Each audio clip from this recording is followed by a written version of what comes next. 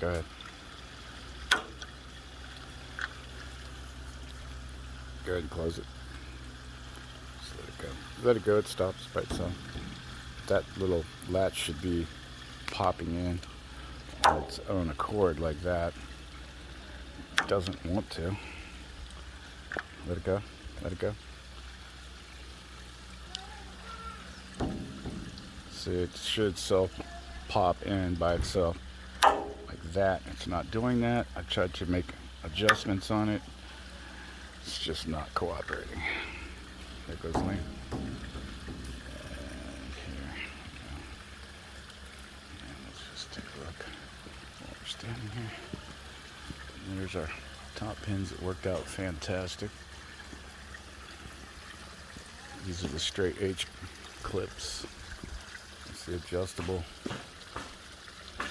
corners.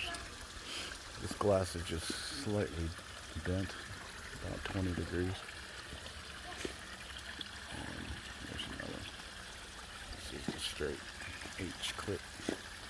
Worked great.